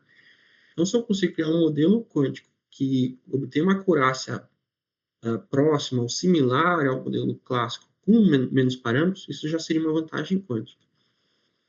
Só que existem outras ideias de vantagens quânticas, por exemplo, usar todos os dados ao mesmo tempo para treinar o modelo mais rápido, tá? Só que ainda, como eu falei, não está bem definido o que é essa vantagem quântica, tá? Mas a ideia é que todos esses modelos que são desenvolvidos são desenvolvidos para buscar essa vantagem quântica, tá? Então, o modelo híbrido, ele é um modelo onde nós usamos tanto camadas clássicas, né, que são as camadas do aprendizado da máquina clássica, né, que são, por exemplo, camadas de neurônios, que eu apresentei para vocês, e camadas quânticas, tá? E esses modelos híbridos, eu posso usar tanto o número de camadas clássicas que eu usar, ele é livre, o número de camadas quânticas também, e o fluxo de informação entre esses dados, entre essas camadas, por exemplo, como representar nesses setas aqui, ele também é livre. Então, devido a nós estamos na era NIS, que temos essas limitações, esses modelos híbridos, eles são úteis por causa disso. Como eu posso usar tanto clássico e quântico e ter o controle desse fluxo, eu tenho uma grande liberdade para construir o meu modelo. Então, a princípio, eu posso construir um modelo quântico, né, nesse caso híbrido, que teria algum tipo de vantagem em relação ao modelo puramente clássico, mas considerando essas limitações. Tá? Então, vamos aqui ver essas diferenças vamos ver aqui essa camada quântica. Então, a camada quântica, ela pode ser dividida em três partes principais. Inicialmente, nós temos uma codificação de dados. Como eu falei, todos os qubits iniciam em estado zero. Então, a primeira coisa que a gente faz é pegar esses dados e codificar nesses qubits. Tá? Isso aqui vai nos dar um estado que vai representar esses dados. Segunda parte, nós temos uma parametrização. Essa parametrização vai depender vai ser obtida com essas portas de rotação e CNOT, tá? Onde aqui, nesse caso, esses parâmetros que a gente vai usar nas portas de rotação vão ser os parâmetros que a gente tem que otimizar. E por fim, nós temos as medidas. Tá? Então, vamos ver parte a parte sobre cada um. Então, inicialmente, nós temos a codificação dos dados. Tá? Então, como eu falei, inicia todos os qubits estado zero, usamos uma parametrização, tá? Que vai ser um conjunto de portas lógicas que vão depender desses dados que nós queremos codificar, de modo que a gente quer obter um estado que vai representar esses dados. Aqui a questão é como escolher essa parametrização, tá? Isso aqui vai depender muito do programa que a gente vai trabalhar. Tá? Hoje em dia, com os algoritmos quânticos, nós temos essa distinção. Nós temos algoritmos clássicos e quânticos e temos dados quânticos e clássicos.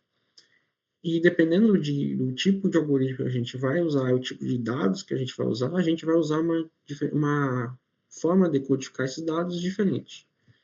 Por exemplo, digamos que eu tenho um estado misto, tá, representado aqui por essa expressão, e eu quero codificar esse estado misto quero codificar ele no nosso circuito quântico. Tá?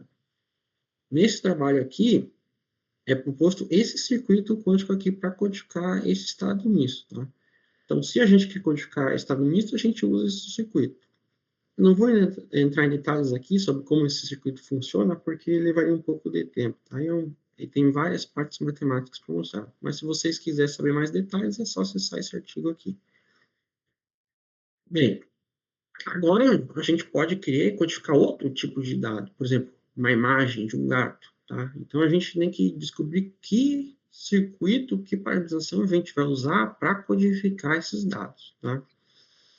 Existem duas formas muito utilizadas no desenvolvimento de modelos de aprendizagem matemática quântica, que é a codificação em qubit, onde a gente vai receber um vetor, né, que vai representar nossos dados, e cada um desses valores vai ser codificado como o ângulo de uma porta de rotação atuando em cada um dos qubits.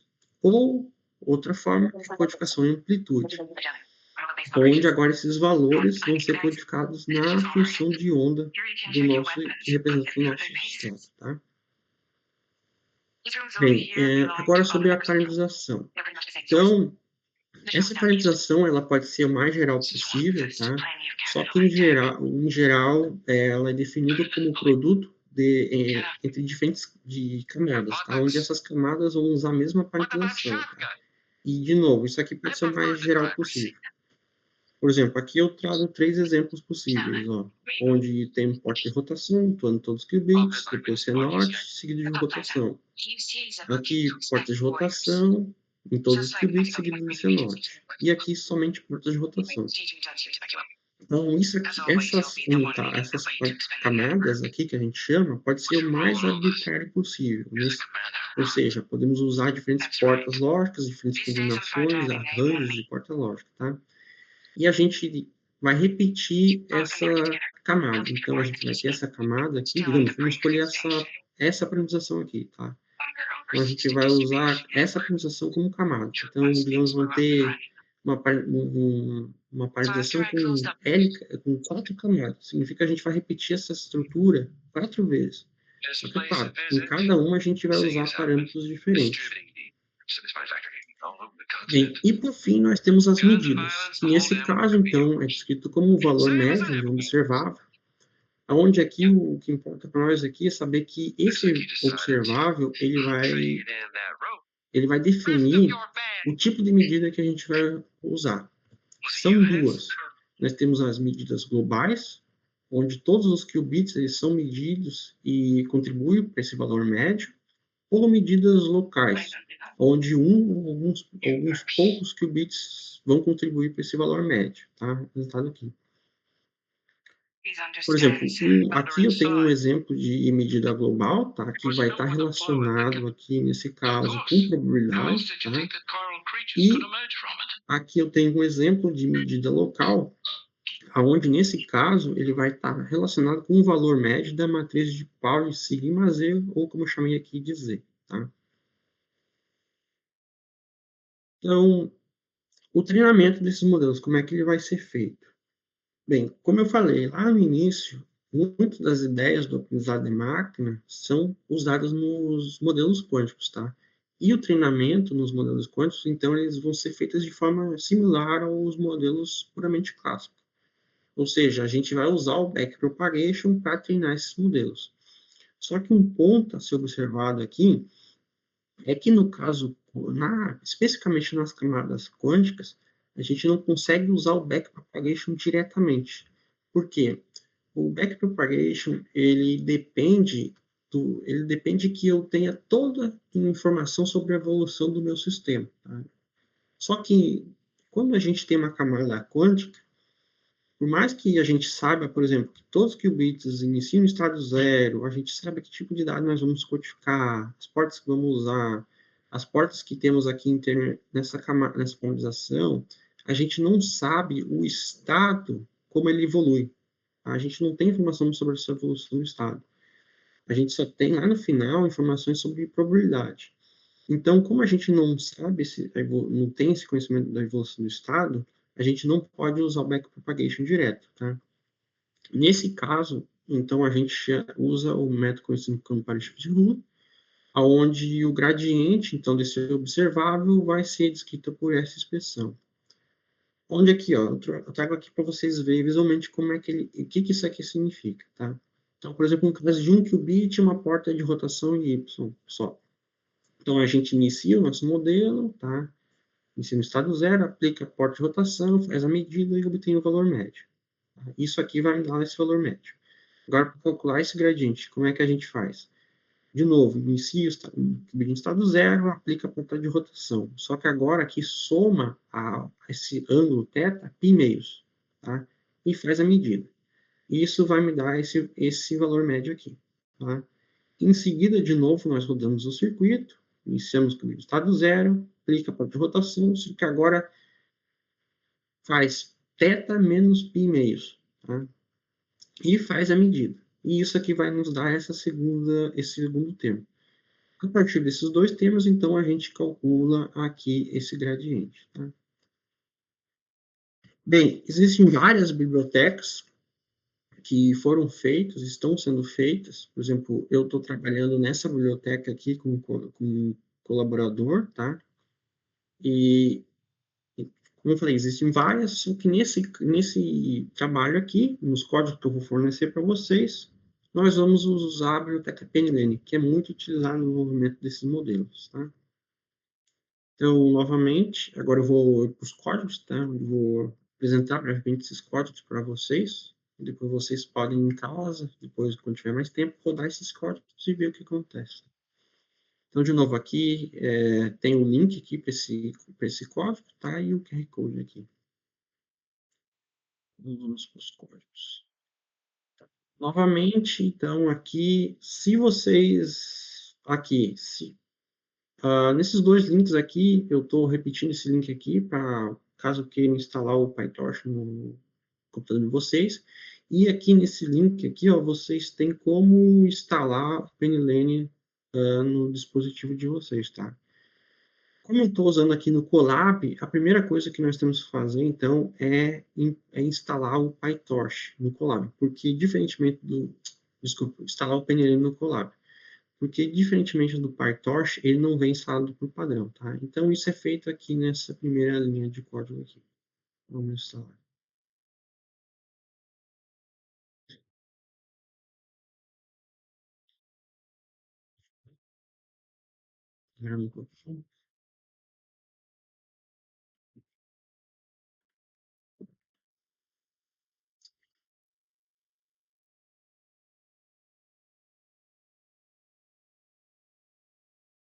Tá, então aqui, ó. Algumas partes desse código aqui é o mesmo do código anterior, tá? Então, eu vou simplesmente passar por cima, tá? Instalar a biblioteca, vamos rodar aqui, instalar todas as bibliotecas. Há uma diferença que agora aqui ó, nós estamos importando o PNLN, tá? Essa aqui é a única diferença do caso anterior. Novamente, vamos usar o MNIST, com os dados, com menos dados, tá? Tá, agora aqui vem o ponto do porquê usar menos dados. Bem, atualmente, todo o desenvolvimento desses modelos quânticos é feito em computador clássico, tá? Primeiro, tem poucos computadores quânticos que a gente consegue fazer alguma coisa com modelos de aprendizado de máquina quântico, e o uso é extremamente caro. Só para vocês terem uma noção, eu estou num projeto em que a gente tem acesso aos computadores que a AWS fornece, e a hora de acesso é $7.000, né? E o que eu consigo fazer nessas uma hora é extremamente baixo. Por exemplo, um trabalho que eu ia fazer, eu ia precisar de em torno de 428 horas para fazer para rodar esse modelo que eu estava vendo. Então, esse valor, né, vezes $7.000. Então, vocês veem o absurdo que é de caro rodar esses modelos em dispositivos reais, tá? Então, muitos dos trabalhos são feitos em computadores quânticos, computadores clássicos, desculpa. Então, como é feito em computador, muita grana, é mesmo. Então, como é feito em computador clássico, o custo computacional em simular esses modelos é alto, tá? Principalmente quando eu uso muitos qubits. E quando eu faço esse treinamento usando esse conjunto de dados, quanto maior esse conjunto de dados, maior é o custo, mais tempo leva. Então, por causa disso, é comum usar esses dados reduzidos, tá? Então, por isso que a gente usa esses dados reduzidos aqui. Vamos rodar de novo. Aqui o treinamento é a mesma coisa que antes, só um treinamento. Métrica. Tá, e aqui agora a gente cria a nossa camada quântica, tá? Então, essa função vai criar essa camada quântica. Ela aqui vai receber o número de qubits que eu vou usar no meu modelo, nessa camada, o número de camadas que vai ter, né? Que é aquela paralelização, como eu falei, ela é obtida como produto dessas camadas, tá? No PyTorch, ele tem uma particularidade que essas duas linhas de código aqui, essa linha de código e esta linha de código. Aqui, nessa primeira, eu estou definindo em que dispositivo eu quero que ele rode essa camada quântica. Nesse caso, como é simulação, eu uso esse dispositivo e aqui eu digo o número de qubits que eu vou usar. E o PyTorch ele tem essa notação particular aqui, porque ele diz que recentemente eu meio que entendi por que ele usa isso. Porque ele diz que como ele foi construído para rodar no maior número possível de dispositivos usando diferentes bibliotecas, eles têm que usar essa notação aqui para poder trabalhar com essas diferentes bibliotecas e dispositivos, tá? Então, aqui dentro dessa função, tem essa segunda função aqui, que agora, de fato, cria, então, essa nossa camada. Tá? Essa função vai receber duas parâmetros, tá? Que é os dados de entrada que ele vai usar, os parâmetros θ, usados pelas portas de rotação, que vão ser utilizados. Aqui, para esse caso, vai ser usado codificação por qubit, tá? Que é feito usando esta linha de código, tá? E, em seguida, eu tenho aqui a definição da parametrização, tá? E, por final, que nesse caso aqui vai ser, tá, essa parametrização vai ser aplicada a porta de rotação Y em todos os qubits seguidos da CNOT, tá? E essa estrutura vai ser repetida L vezes. E, por final, nós temos medidas locais, que vão ser os valores médios das matrizes de Power, atuando em cada um dos qubits, que é feito usando essa linha de código aqui, tá? Após essas duas linhas aqui, o PyTorch é usado para integrar, para pegar esse camada quântica e transformar numa camada do PyTorch, tá? E aqui eu retorno, então, essa camada. Aqui, então, tem uma ilustração de como fica essa camada quântica, tá? Aqui, ó, por exemplo, aqui para 3 qubits, tá? Mas pode variar.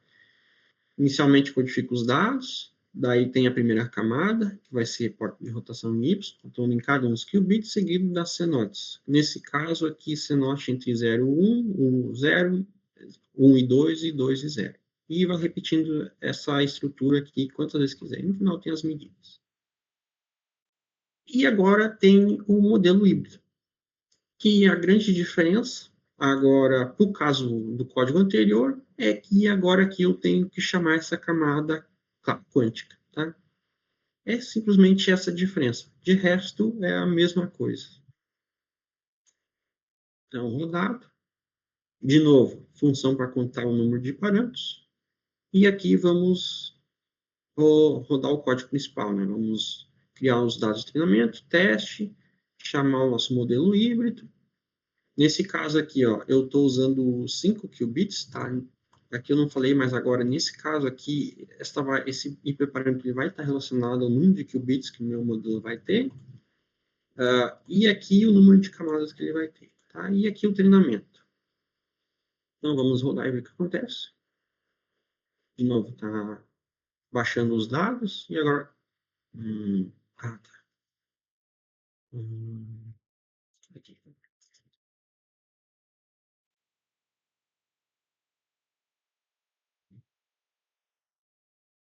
Tá, ó. Antes, ó, tinha 100.864 parâmetros. Agora tem 3.958 parâmetros. Muito menos parâmetros. Vamos ver o que acontece. Ó, veja que dá para ver que está muito mais lento, né? No caso puramente clássico. Por quê? Porque, como eu falei, nós temos que fazer a simulação desses modelos quânticos no computador clássico. E isso é custoso, tá?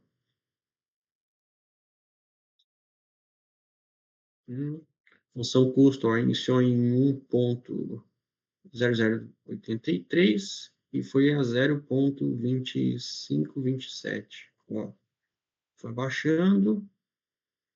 Não, por exemplo, no caso puramente clássico, estava em 0.3, né? Aqui começou em 1 e foi abaixando. Veja que lá naquele caso a função de custos chegou a próximo a zero. Aqui não. Só que a acurácia ela já iniciou em 70% e foi acima de 75%. O que a gente pode ser argumentado, tá, mas a acurácia tanto a função de custo nesse caso foi maior e a acurácia foi menor que o outro caso, né? Então, a gente pode falar, tá, o outro modelo é menor. Só que veja bem, lá, nós, por exemplo, ó, obtemos uma acurácia de 98,8, mas usando 100.864 parâmetros. Aqui, obtemos uma acurácia aqui, ó, de 96,40, só que usando muito menos parâmetros. Tá? Então, por mais que a acurácia ainda seja um pouquinho menor, como esse número de parâmetros é muito menor, isso aqui seria, por exemplo, pode ser um indicativo de que esse modelo híbrido, especificamente, está sendo melhor que o modelo puramente clássico, aquele modelo puramente clássico nesse problema, entendeu? Por causa que tem muito menos parâmetros. Aqui, ó, eu não tirei isso aqui, mas está repetido aqui, tá? Que está escrito aqui, está escrito aqui. Mas é algumas dicas de o que vocês podem fazer, tá? Como eu falei, a ideia é que vocês peguem esses códigos e rodem por si e vejam o que acontece, tá? Então, aqui eu deixei algumas dicas do que podem ser feitos, tá? Vocês podem fazer, usar mais qubits, menos qubits, mais camadas, menos camadas, e vai. Então, aqui, brevemente, para finalizar essa apresentação, desculpa, parece que já está passando o horário. Então, desafios e possibilidades. Bem, então, um desafio é como codificar os dados, tá? Então, tem essas diferentes formas, tá? Outra forma é dado nesse artigo aqui, onde, diferente da forma que eu apresentei aqui para vocês, onde os dados são codificados lá no início, nesse trabalho aqui, eles propõem codificar esses dados entre essas camadas da parametrização, tá? E a escolha de como fazer essa codificação vai influenciar muito a expressividade do nosso modelo, como mostrado nesse trabalho, tá? Ou seja, o número de funções que esse modelo vai conseguir representar. E, além disso, também como eu falei lá anteriormente, uma das possíveis vantagens seria usar todos esses dados ao mesmo tempo para treinar o modelo, né? Por quê? Por causa da superposição, né? Só que, hoje em dia, devido a essa questão de como fazer essa codificação, eu mesmo já fiz algumas contas e o custo que seria para codificar todos esses dados ao mesmo tempo é exponencial, tá? Basicamente é absurdo, é impraticável atualmente, tá? Porque ainda a gente não sabe como fazer essa codificação de forma eficiente, tá? Outro problema que é relacionado à própria parametrização é a expressividade, tá? Onde nesse artigo aqui eles analisam a expressividade de diferentes circuitos, né? Aqui ele analisa esses circuitos aqui, onde a expressividade aqui, para ilustrar, ela está associada a quanto eu consigo explorar o espaço de Hilbert, que descreve aquele circuito. Por exemplo, aqui para modelos com 1 qubit, o espaço de Hilbert ele vai ser descrito por essa esferinha, né? E como vocês podem ver aqui, ó, tem diferentes formas de construir a parametrização, né? E aqui embaixo, ó, nesses pontos em roxo, tem os estados de Hilbert que eu consigo acessar com essa parametrização. E como vocês podem ver, conforme eu mudo essa parametrização, o número de estados que eu obtenho vai mudar, né? A expressividade, ela está justamente associado ao quanto eu consigo explorar de forma uniforme esse espaço de Hilbert, tá? E como mostrado nesse trabalho aqui, parece existir uma relação entre maior expressividade e melhor acurácia. Por quê? Quando eu vou treinar, por exemplo, quando eu tenho meu modelo de classificação, um modelo de classificação, por exemplo, por mais que eu não sei, vai ter, por exemplo, aqui um estado desses aqui que vai ser a solução desse problema. Só que eu não sei que estado é esse de antemão. Então, como eu não sei, é de se esperar que quanto mais expressiva for a parametrização, melhor vai ser. Porque por mais que eu não sei que estado é esse, eu ainda vou ter uma certa garantia de que eu ainda vou conseguir acessar esse estado com essa parametrização. Por exemplo, ó, se eu uso simplesmente uma identidade, digamos que a solução para o meu problema ele está aqui nessa região. Com a identidade, o único estado que eu consigo gerar é um ponto aqui, no polo norte, né, da esfera. Então, eu nunca vou conseguir obter a solução para o meu problema usando essa parametrização.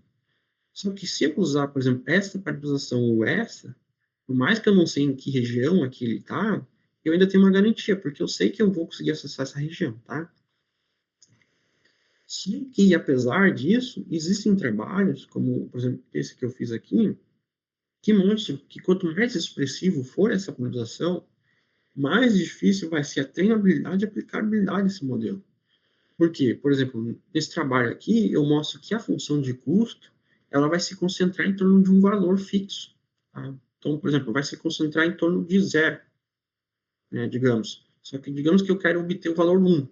Então, como ele se concentra em zero, eu nunca vou conseguir obter o valor 1. Tá? E nesse outro aqui, nesse outro trabalho aqui, é mostrando que o problema do desaparecimento do gradiente está relacionado com essa expressividade, onde quanto mais expressivo for, mais o problema do gradiente, esse problema de desaparecimento do gradiente vai acontecer. Eu ainda não falei o que é esse problema, tá? Mas já vou falar o que é.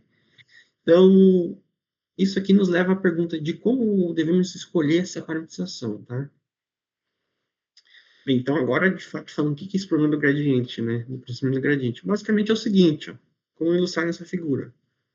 Eu tenho lá a nossa paisagem, nossa função de custo, e o nosso objetivo é vir para o mínimo, né? Só que conforme o número de qubits vai aumentando, essa paisagem da função de custo vai apresentar essas regiões planas. Consequentemente, como o gradiente ele depende dessa curvatura, dessa função, aqui, nesse caso, como ele vai ser plano, esse gradiente vai se anular. Então, como eu uso ele para fazer o treinamento e ele se anula, eu não vou conseguir fazer esse treinamento. Tá? Então, esse é um dos principais problemas que esses modelos enfrentam hoje, atualmente. Tá? E eles estão relacionados a várias causas, como eu falei anteriormente, essa questão da expressividade, também ruído, emaranhamento e a escolha da medida. Tá? Medida global, medida local. Então, por isso, vários trabalhos tentam propor modos de mitigar esse problema.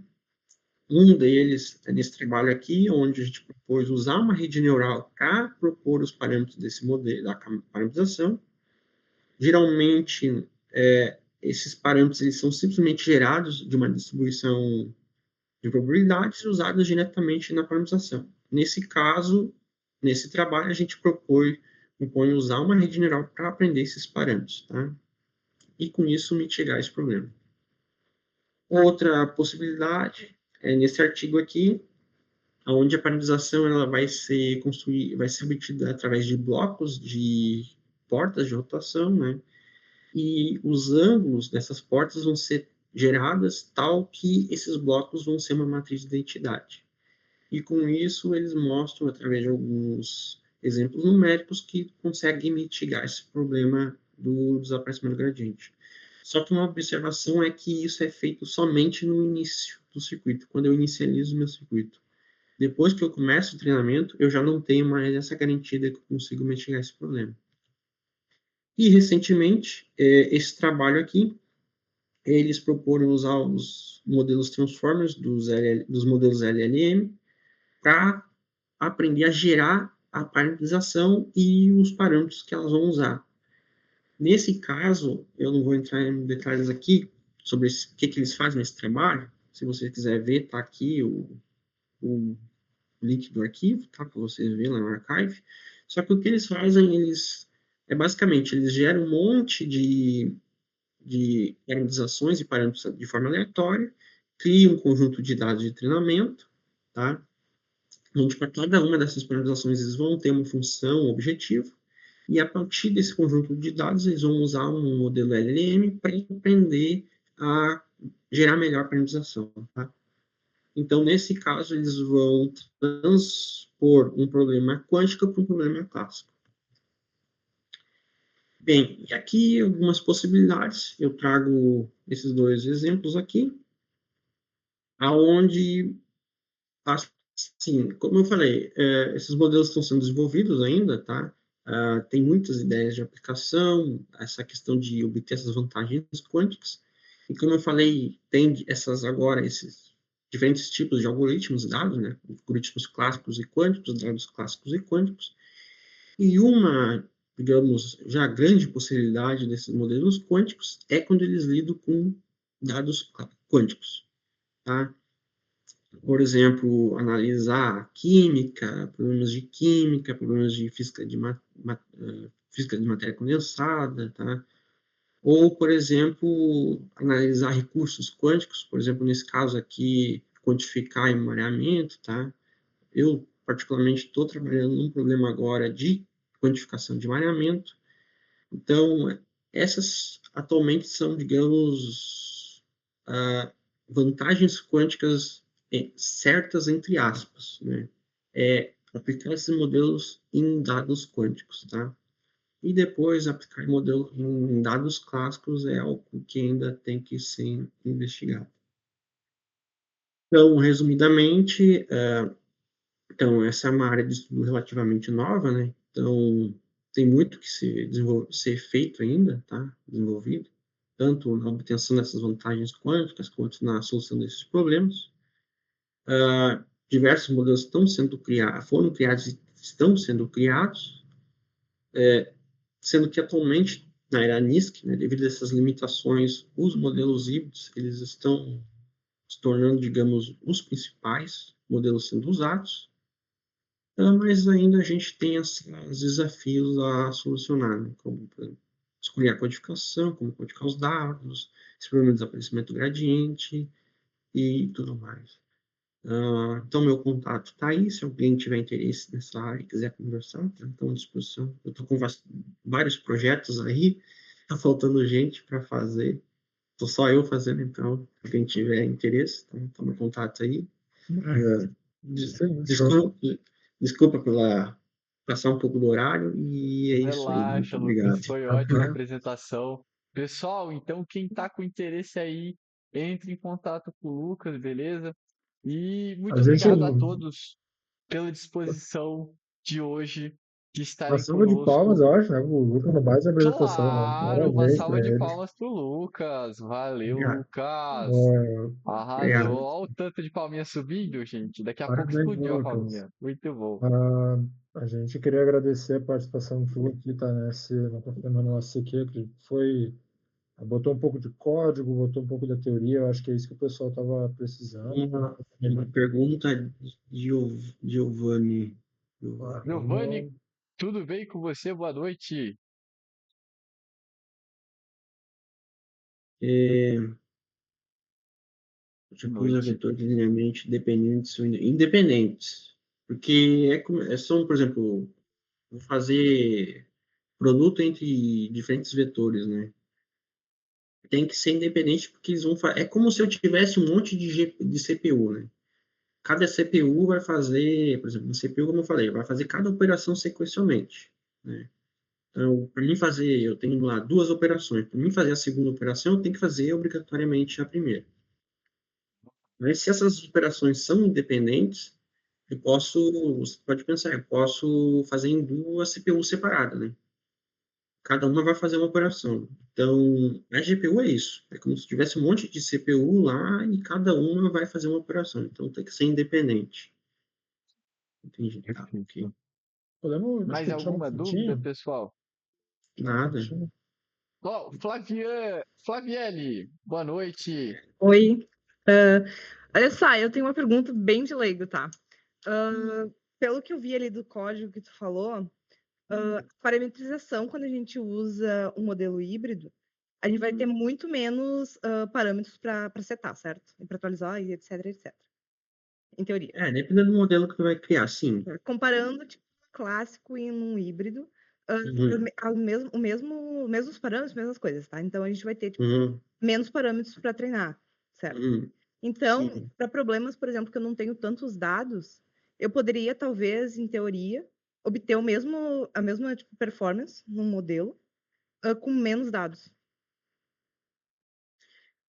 Eu não falei, mas existe já resultados na literatura que mostram que esses modelos quânticos, eles trabalham com quântico mesmo, né? Eles não usam esses modelos híbridos, é puramente quântico.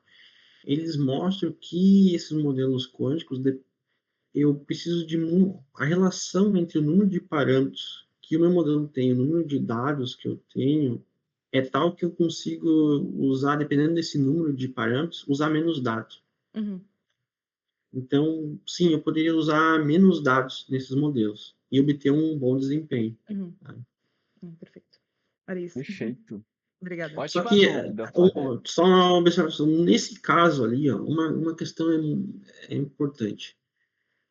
A arquitetura no modelo, isso é, número de camadas, número de neurônios, função de custo que eu vou usar, a função de ativação, isso pode ser tão variado, Sim. que eu poderia, a princípio, eu não posso ter certeza, mas poderia, a princípio, criar um modelo clássico com menos parâmetros do que aqueles e mesmo assim ter um bom desempenho. Tá?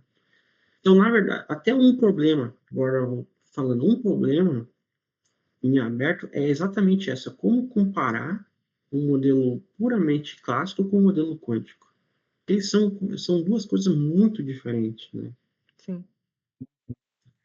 Com Ali eu certeza. falei que uma vantagem é ter menos parâmetros. Né? Ter menos parâmetros. Mas eu ainda poderia ter um modelo clássico com menos parâmetros e ainda ter um bom desempenho. Uhum. Eu tô pensando para problemas, assim, que o clássico já não tá resolvendo, sabe? Uhum. Mais nisso. Bom, mas Assim, ó, como eu falei no final, um problema que o clássico já não consegue resolver é problemas que usam dados quânticos, tá? Porque, assim, ó, o consumo de memória para lidar com dados quânticos é absurdo, cresce exponencialmente, né?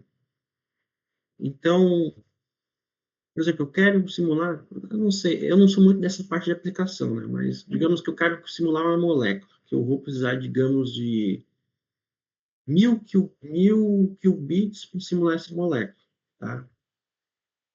Então, eu não falei, mas eu vou ter um vetor de estado que vai representar esses 1000 qubits. O número de dados nesse vetor de estado é 2 na 1000.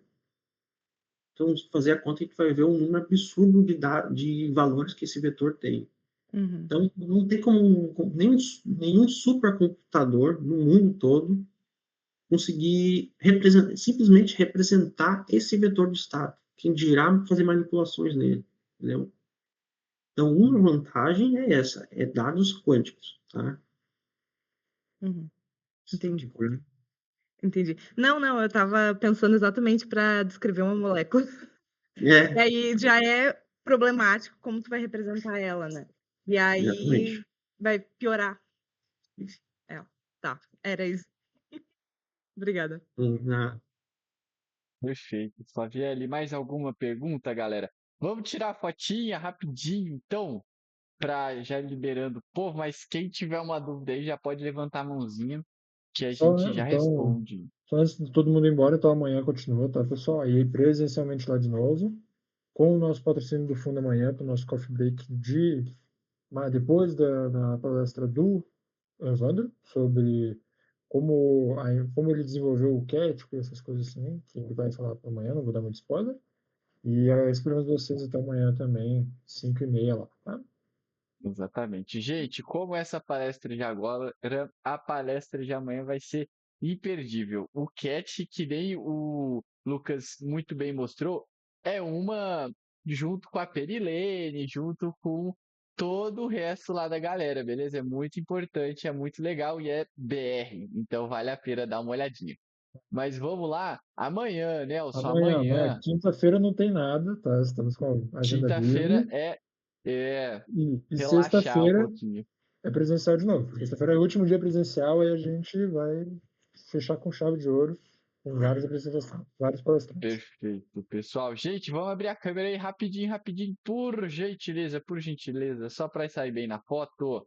A galera abrindo a câmera, muito bom, muito bom.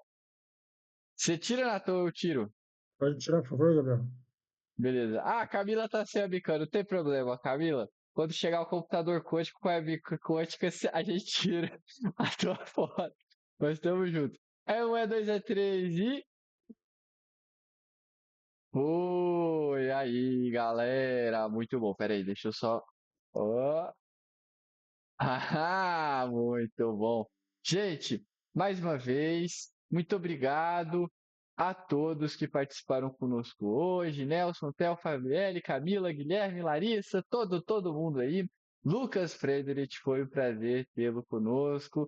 Presidente da Lacequeurgs, Natan Tristão, muito obrigado como sempre. E é isso, pessoal. Boa noite e Noite. até amanhã.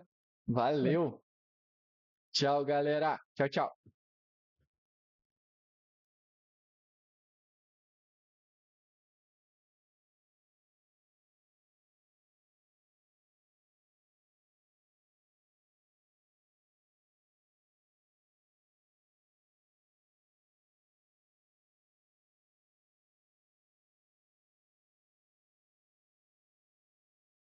É, galera do online. Arrasaram.